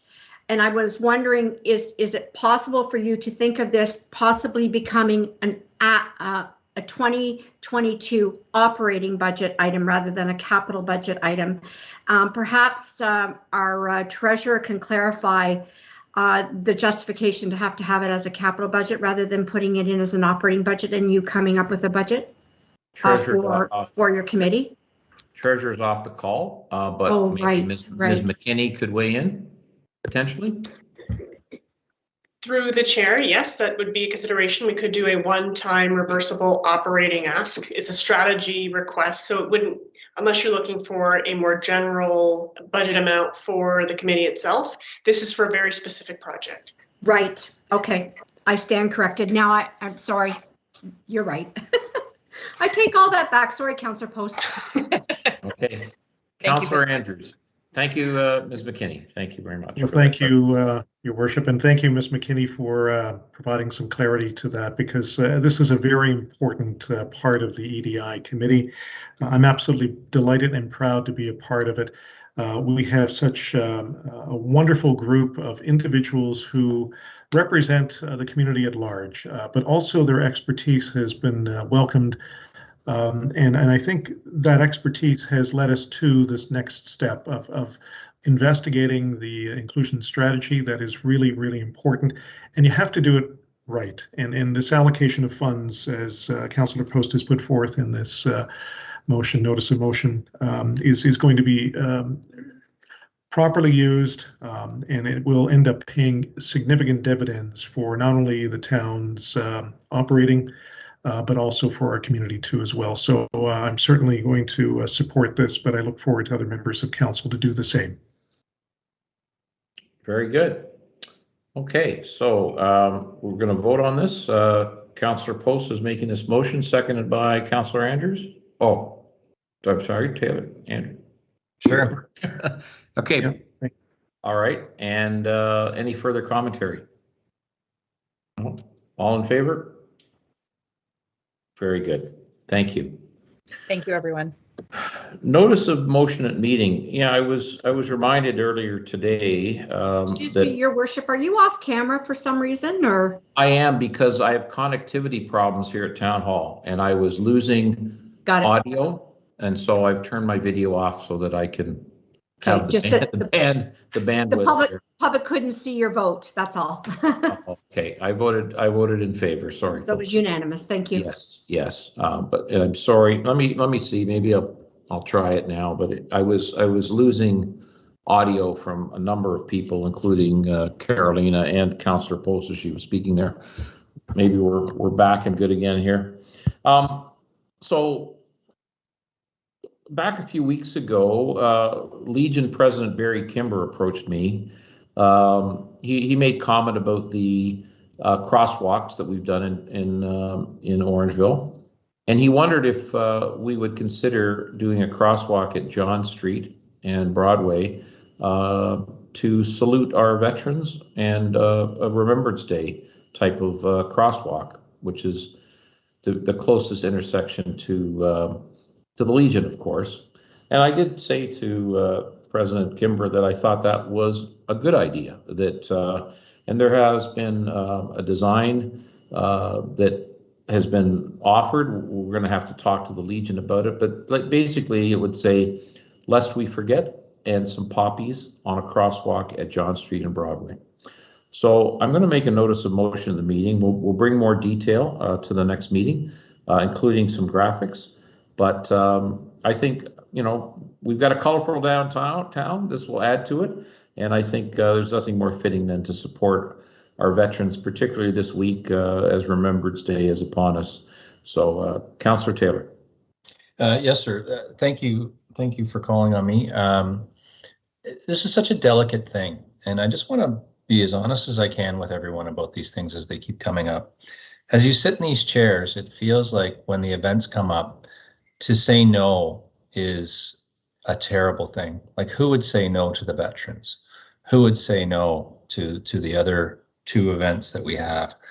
So it's not about the cause. It's just, I think if this is where we're going, we need to almost have a strategy, an overarching strategy and criterion for how these things will come up. Like, this is going to proliferate. And it just feels like we need to be careful about what we're doing.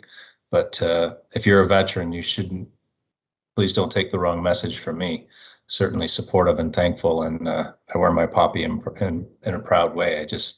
I think our little council needs to put our heads together on what we want this to be, and it is an expense as well that we need to be cognizant of. But I do appreciate you bringing it forward, Mayor Brown. Yeah. Okay, well, we will have more of a discussion at the next meeting, and we'll see a graphic, and there'll be some costs associated with it. And I do support what you've said, Councillor Taylor. We can't have every cause, across Broadway, but I think, we don't have enough representation for our Legion folks. I think it's a good spot to have it, and I've talked to some local business people in the immediate area, and they seem to be supportive of it. So let's see where it goes. Let's see how the conversation goes when we actually bring it in for a vote. But thank you for your thoughts. All right, moving on to new business. Is there any new business anybody would like to bring forward at this moment? We already had a couple. Councillor Sherwood. Just want to remind everybody that Santa Claus is coming back to town. So hopefully, now that parades are allowed, hopefully you can bring all your young ones and your old ones and everybody and come and enjoy our traditional Santa Claus parade again this Saturday. I believe it starts at 4:30. Very good. Thank you for the reminder. Any further comments? Councillor Taylor, you have your hand up again? I'm sorry, I'm doing a horrible job tonight with my hand up, but I do want to just share with my fellow councillors, I won't be on the council float. I will be with my beloved Optimus Club in the parade as well, so I'll see you there. But you're second fiddle to me. I apologize, but need to stay with the club that brought me to the dance. Well, we know the Optimus Club is associated with Christmas in our town, so good for you guys, and looking forward to seeing this year's edition of KC Gardens and the decorations. It's gonna be nice to get back to some normalcy there. So agreed. Thank you, Councillor Taylor. Okay, Madam Clerk, any questions from the public? I'll just confirm with Mr. Bernardo. Through you, Your Worship, there's currently nobody that is on the line. Okay, thank you very much. All right, moving on to our bylaws. We have a recommendation of the bylaws listed below be read 3 times and finally passed. A bylaw to authorize the execution of the Ontario Municipal Commuter Cycling Program Amending Agreement 2022, and a bylaw to confirm the proceedings of the Council of the Corporation of the Town of Orangeville at its regular and closed council meeting held on November 8th, 2021. We have a motion to pass those to Councillor Sherwood, second by Councillor Andrews. All in favor? Thank you. And a motion to adjourn, please. Your Worship, may I just say, I think we all missed it, but if I could, maybe it was under new business, but I think I'd speak for everybody, and it probably should be yourself, sir, but I'm sure Deputy Mayor is watching, and just wanted to wish him well. Did you want to take that, Your Worship? Well, of course, and thank you for the reminder, Councillor Taylor. So some of the public that doesn't know, our beloved Deputy Mayor had a heart procedure done about a week ago, 2 weeks ago now, and is recovering at home. We wish him all the best. I've personally spoken to him, and I know a number of councillors have and staff have, and I think Deputy Mayor's going to be good for another 100,000 miles. We're looking forward to seeing him back in, and maybe in council chambers, hopefully by then, but he is stepping away in his recovery for a period of 3 months, and he also is donating his salary while he is away to the Orangeville Food Bank. So we really appreciate the gesture, and we wish Deputy Mayor McIntosh all the best as he continues his recovery from that operation. But thanks, Councillor Taylor, for reminding me. All right, so we've got that. I guess the last item is adjournment. Motion to adjourn, please. Councillor Taylor, seconded by Councillor Peters. All in favor? All right. Thank you, staff and council. Good night, everyone. All the best. Good night, everyone.